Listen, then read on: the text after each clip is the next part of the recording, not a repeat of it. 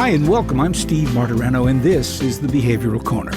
You're invited to hang with us as we discuss the ways we live today, the choices we make, the things we do, and how they affect our health and well-being. So you're on the corner, the Behavioral Corner. Please hang around a while. Hi, everybody. Welcome again to the Behavioral Corner. It's me again, Steve Martirano. What we do is we hang out here on the corner, and we meet interesting people. They're talking about what we're most interested in, which is, of course, behavioral health. And behavioral health, well, put simply, it's everything. Everything we do, the things we think, the behaviors we exhibit, the choices we make, and how all of that impacts on our physical, spiritual, emotional life. This is then a podcast about everything. That's what I tell people. We've got a good one, I think, for you today. At least I've been looking forward to this for a while. I've wanted to get back to the issue of art and therapy and their relationship. There's nothing new about art therapy. I'm sure it's been around for a very long time. But I wonder if you are like me and are often confused about how this works and what the benefits can be of art therapy. To that end, we're really grateful to have with us for her first time, Megan Foont. She is an art therapist with our underwriter partners, Retreat Behavioral Health. You'll hear more about Retreat later on, but we welcome Megan to the Behavioral Corner. Megan, nice to see you. Nice to see you as well. So you've been with Retreat for 6 years now? Yep, coming up on year number 6. And you're working for great people. They're some of the best people and best help anybody could ever get. Your background in the field, how long have you been in art therapy? So I actually was very fortunate. I joined Retreat right after I graduated with my master's. So been in the field coming up on 6 years. Postgraduate work has been mostly with Retreat and then a couple other contract opportunities, but 6 years, I'm living it now. Did you start out as an art major and then that dovetailed into its use as a therapy, or were you began as a therapist and discovered art? How'd that work? So I give almost all credit to my high school art teacher. And in connection with my parents, they really fostered early on that you're going to work every day for the rest of your life, but it's your choice if it's work or not. So I was raised with this mindset to find a purpose, not just something that brings in money. And I found a passion in art. My dad is totally just a doodler, a dinkler. He's a very creative mind. So I grew up with that sort of fostering the left part of my brain. And as I went into high school, I was taking art classes and just kind of getting my toes wet in a bunch of the different mediums. And I was going to sign up for AP art. And this woman, I give her credit. It was difficult at the time, but she kind of intervened and said, you're talented as an artist, but she said, you're not talented enough to be solely an artist. So she said, let's find an occupation that you can incorporate art, and incorporate something you do, and you can make a living. So once my ego got out of the way, I wrote a research paper on art therapy, and I, have such gratitude that at 16, I found a purpose. And from there, I wasn't that 18-year-old searching for who am I? I had this really unique road laid out ahead of me. And I went to Auburn and received a degree as an art major with a psychology minor. So a little bit of both. You get your exposure to a variety of art modalities, and then also heavy in psychiatry. And then as I proceeded to get my master's, I actually did a dual degree. So the right side of my brain was cognizant to say, let's get a little more in counseling. You need to be marketable. You need to survive in this world. So I did a 3-year program that was a master's in art therapy with a specialization in counseling. So I was able to do a little bit of both. So you got here honestly, that's for sure. What a great piece of advice, and how bold of a teacher to tell a 16-year-old, I know you love art, but I'm thinking that you're probably going to starve and have a hard time trying to make a living at this. But she or he didn't, pour a lot of water on the fire, turns in the right direction. That's great. That's just fantastic story. Also, your left brain, right brain thing reminds me of a book that many of us read many years ago called, it was either Drawing on the Left Side of Your Brain, or do you know that book? I believe it's jogging my memory. Yeah, it's a great one. I remember one of the drills, they asked you to take a blank piece of paper, put it down, take something that you were going to try to reproduce and put it on the other side, and then force yourself to look at the picture you wanted to recreate, but draw it with your left hand. If you were right-handed, do it with your left hand to sort of activate it. And it didn't work for me, but I love that. I love that book. I think it was called Drawing on the Left Side of Your Brain. Anyway, so I'm right. Once again, I got the right person to talk to me about this. Let's begin at the beginning. When we talk about art therapy, what are we talking about? Sure. So prior to going to school, as we can all Google, you kind of get a basic understanding of what it is. And until you truly live it and breathe it, that's when my personal kind of definition evolved. So when I introduce myself, when I educate, when I advocate, we previously spoke a little bit about art therapy. And as I tell people, as much as I'm a therapist, I'm also an educator and an advocate. This is a teeny part of the community. So almost every person I meet, I'm greeted with the same, that look. So it invites that conversation of curiosity, also a little confusion. And as I simply say it to them, art therapy is a type of therapy where art is an additional tool for communication. It's an additional modality for expression. Yeah, that's what I came up with in my brief, boning up for this thing. I kept bumping into that word complementary, a complementary therapy. Art is not going to solve the problem. Many things don't individually, so it takes a lot of work. So let me ask you about that before we get into things like techniques and the different sorts of artistic expression that you use. You often or always run into the patient or who goes, art, I can't draw a straight line, or I can't carry a note, or how do you overcome that? So that has been the challenge for 6 years, and that will continue to be the challenge, because simply with the introduction of the word art, you can almost witness the anxiety. You can witness the shoulder tighten. You can just see that sort of shift in people. So the biggest thing I'll say to them is, I'm not a teacher. This isn't a class. You're not going to get a grade. So they're going back in their mind to this elementary, this childish era where they had an art class and it either was a yay or it was a nay. So I witnessed the memory seeking, and I deter that to say it's a different space. And what I try and do is I try and create a space that's unique, a unique space that's safe, that invites, the only form of criticism brought to the space is themselves. And that they are that choice of if they will be critical to say, I can't.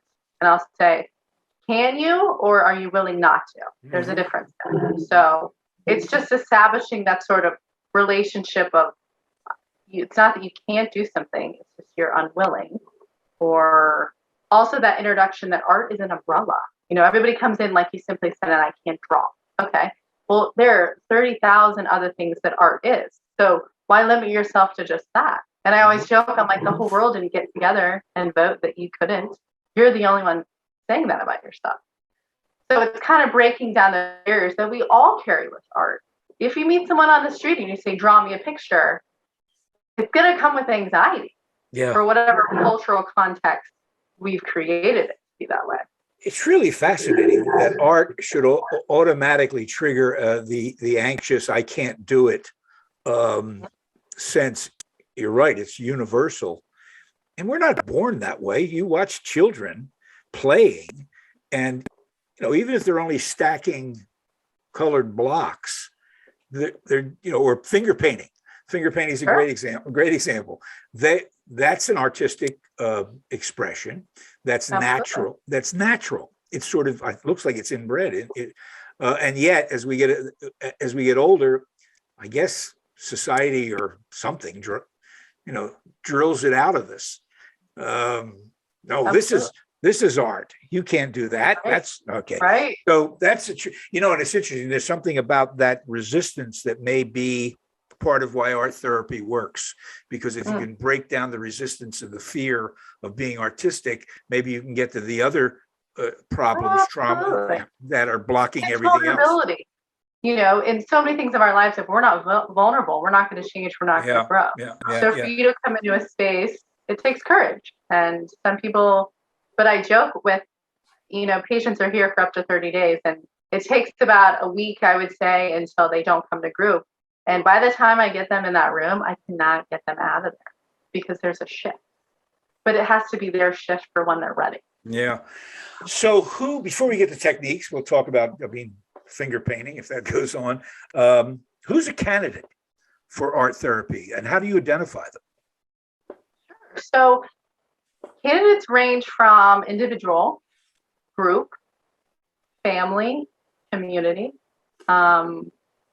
I work in different spaces. I work in hospice. I work in oncology units. I work with individuals with dementia.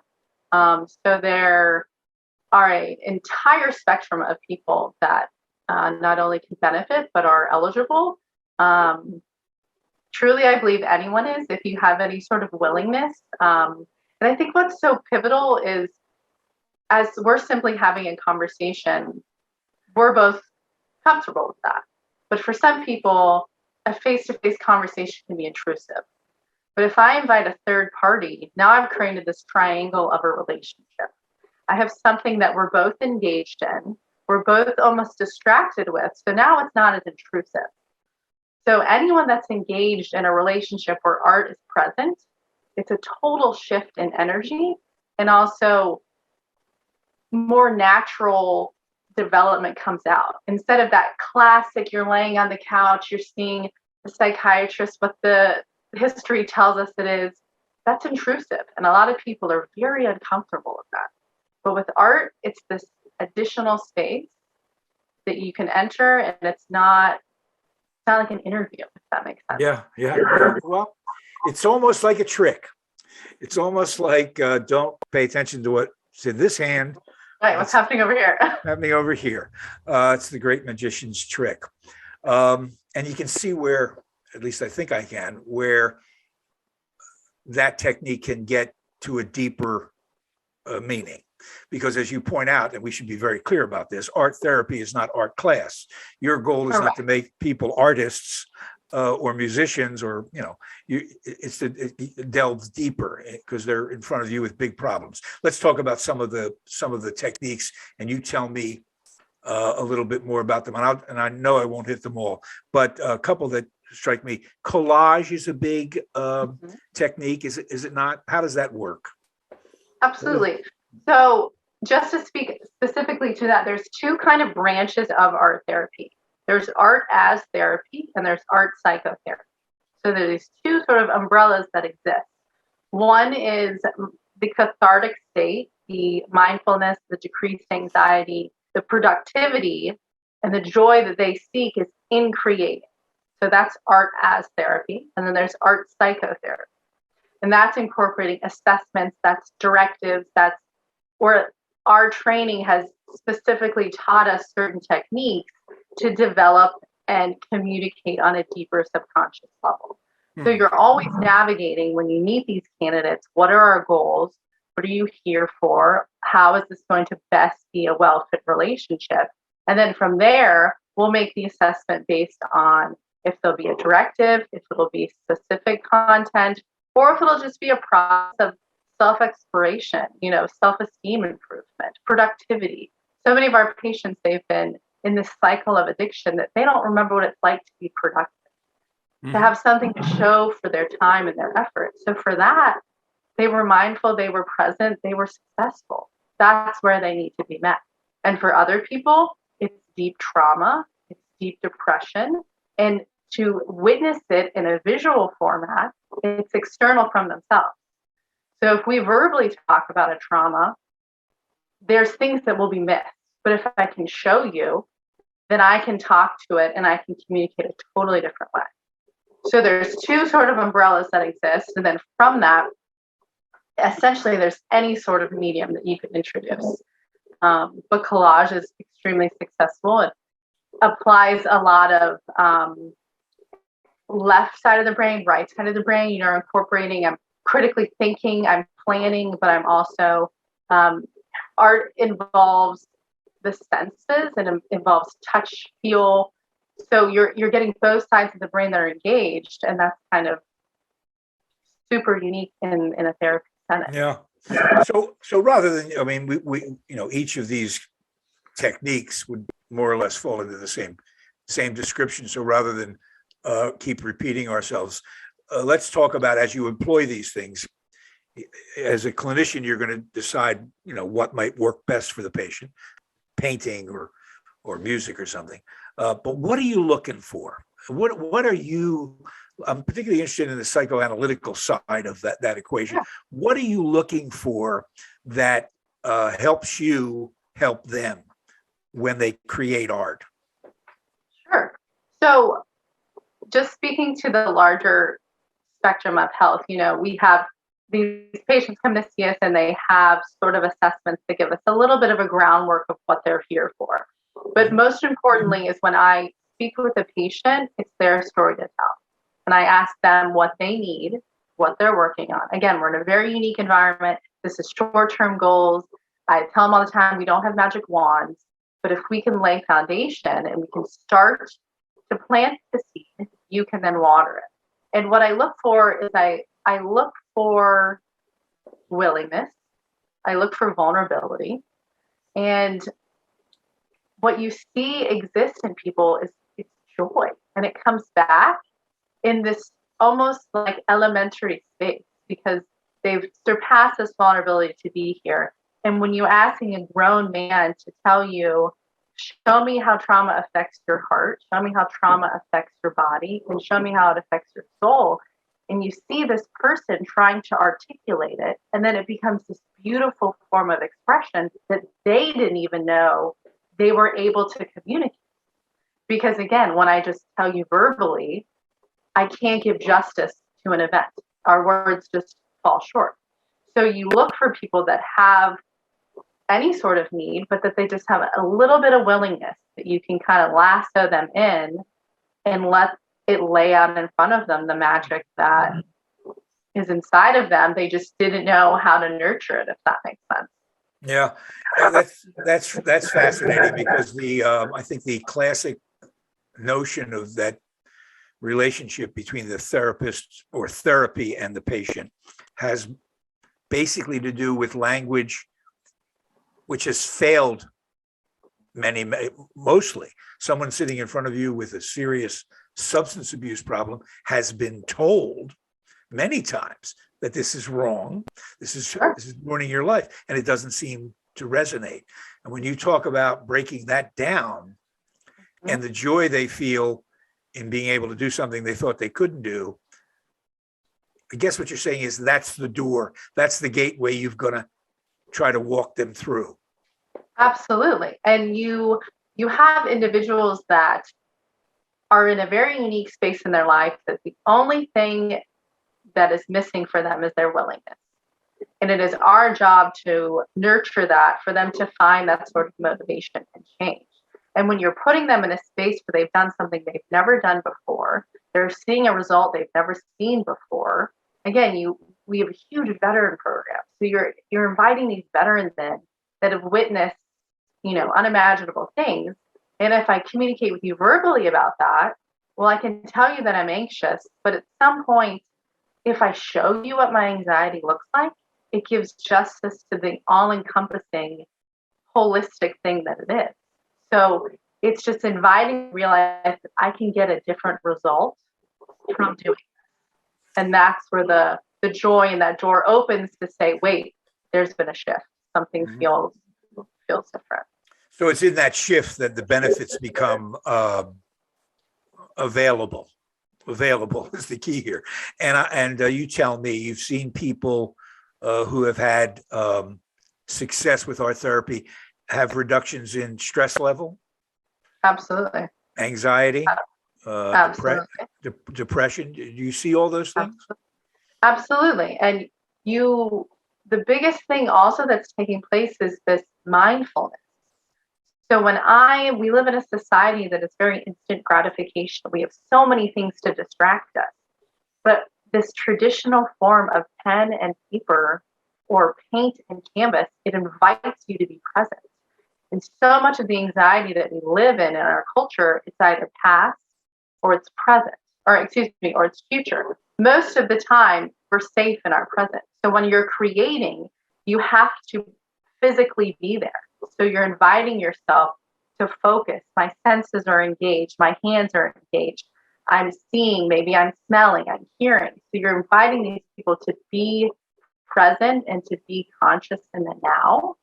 And it's those sorts of things that you can invite them to take into their life as they continue to try and navigate the stressors and the struggles. But you see decreased depression when you see a greater understanding of self, when you simply ask people to write qualities of themselves on paper.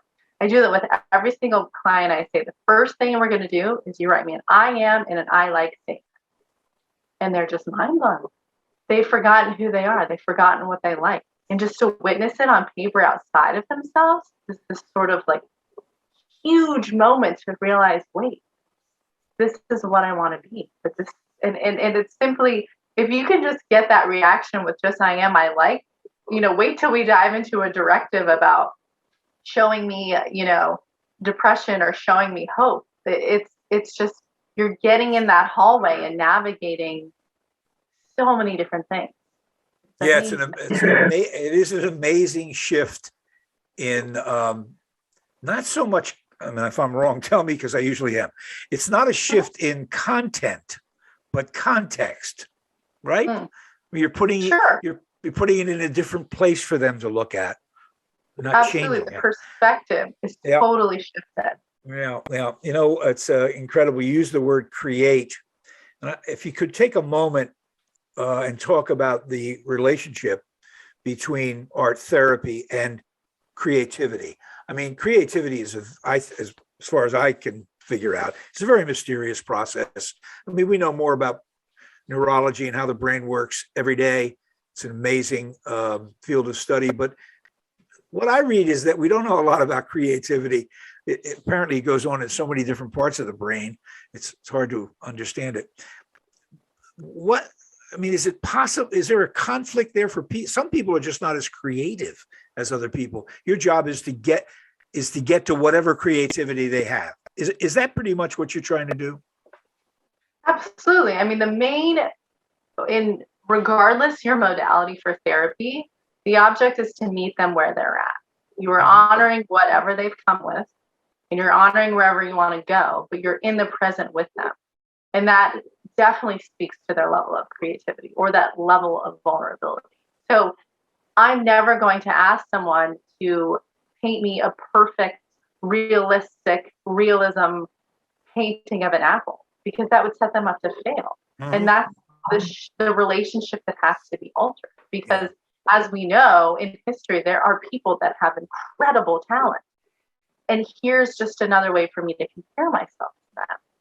So if I can work in an abstract, or if I can work with a topic or a directive for them, all of a sudden their creativity kind of gets a boost. I don't give people blank paper because that presents anxiety. What's on it? It's blank. What do I do? What do I add? All of a sudden it's like, it's these questions that are, whether they're innate or whether society has pushed them on us, the doubt, the fear starts to show up.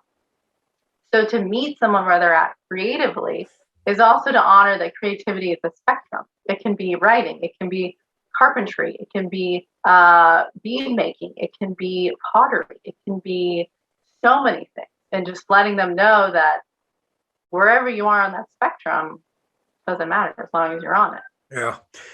The removing judgment from the equation is critical, right? They've got to know that their art, whatever it's going to be, is not subject to anybody's approval or disapproval. Correct. And that is in the constant spiel that I give to the effect of, I'm not a teacher, it's not a class. And I actually tell many of the patients that the art I make is process-based. So when I'm done, I actually throw it away because I don't need it. Because I don't seek validation in how it looks. I don't need that. And what's funny is when I went to school, my friends in undergrad would be cramming for history exams with these factual answers. And here I am trying to make an art piece that will suffice the teacher's syllabus and almost his aesthetic. Do I understand? And then I go, so it was counterproductive almost. And then my master's, it totally shifted my brain to process, not product. Right. Why you're doing it? Not with, yeah. Well, so am I to understand that you, Megan Foont, by the way, Megan Foont is an art therapist with Retreat Behavioral Health, that any art you create for yourself, you look at, do you show it to anyone before you get rid of it, or do you keep none of it? Most of the time, what I need is satisfied in the creation process. So if I bring anxiety, if I bring stress, I put it in a space. And a lot of the work I do is actually in a circle because it's contained. While it's contained in me, I take it out to put it somewhere else. And then when I'm done with it, I'm done with it. I don't need it. Like, wow, that's you move on. But that's where my brain trained to go.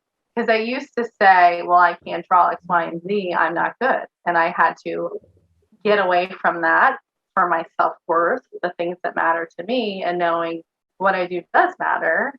And this is how it matters. Well, I can see how absolutely critical that is in what you do, art therapy, because if it's about the result and not the process, people are going to be disappointed. They just are, and It's not going to help them. It's funny.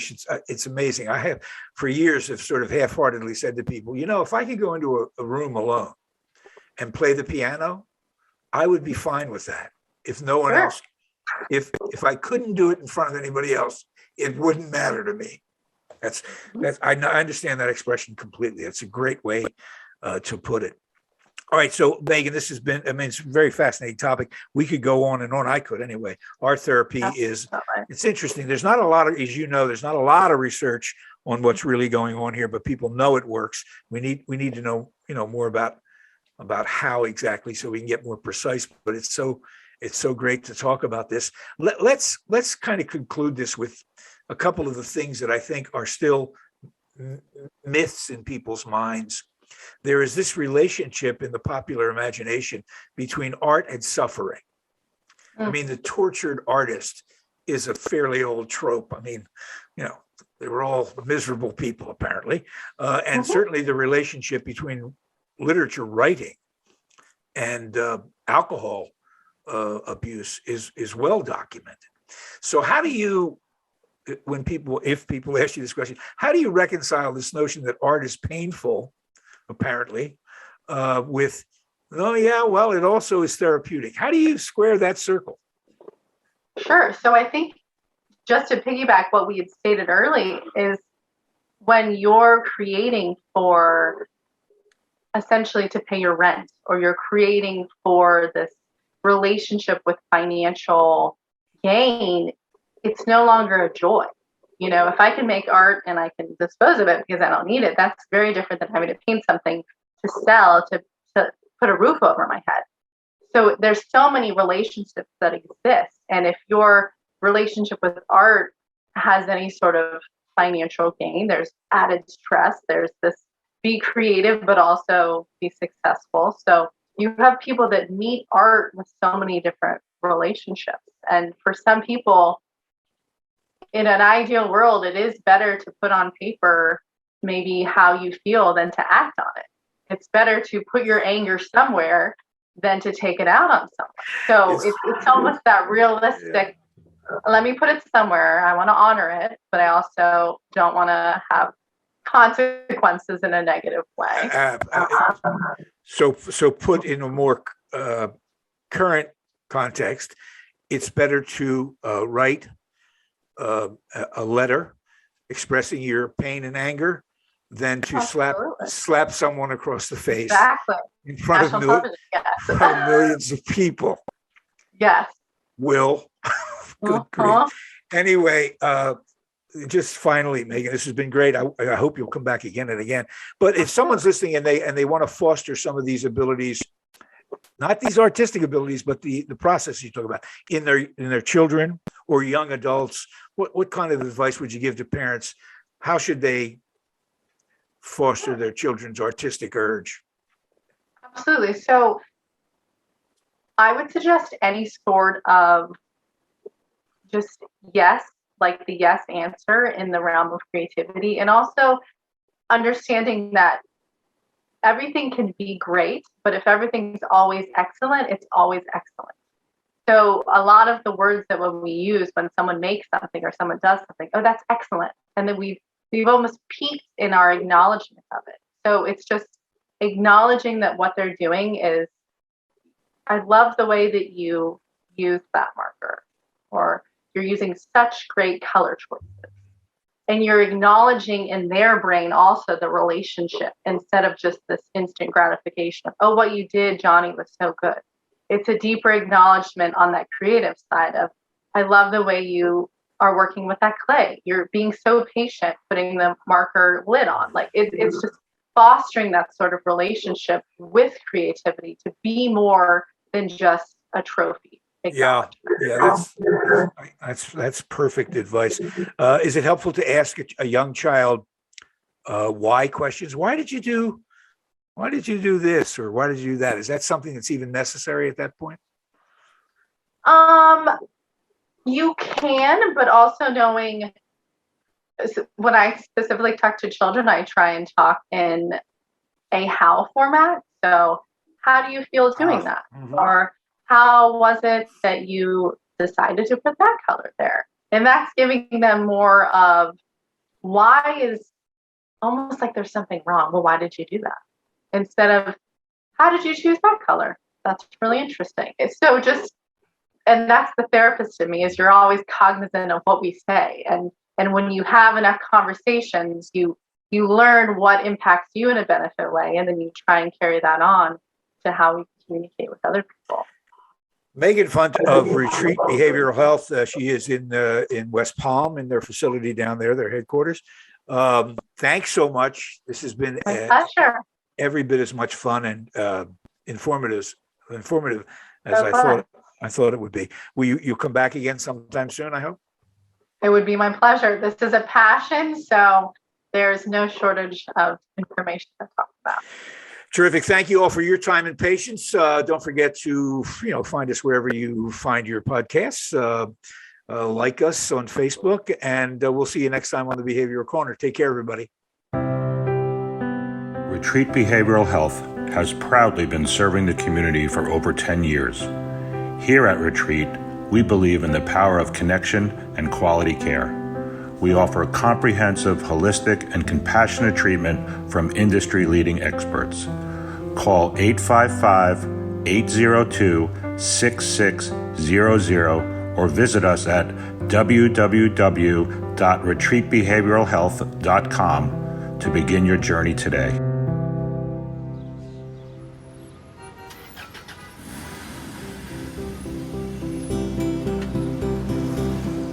That's it for now. And make us a habit, hanging out at the Behavioral Corner. And when we're not hanging, follow us on Facebook, Instagram, and Twitter on the Behavioral Corner.